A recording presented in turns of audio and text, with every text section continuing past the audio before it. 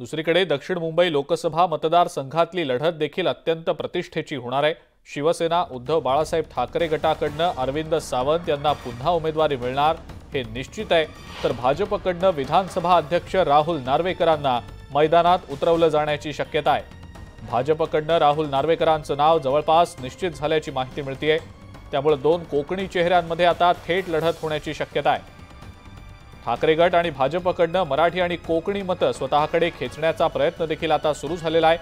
आदित्य ठाकरे वारंवार लालबाग परळ या भागांमध्ये बैठका घेत आहेत, तर राहुल नार्वेकर शेवटच्या टप्प्यात लालबाग परळ शिवडी आणि वरळीमधली रखडलेली कामं मार्गी लावत आहेत।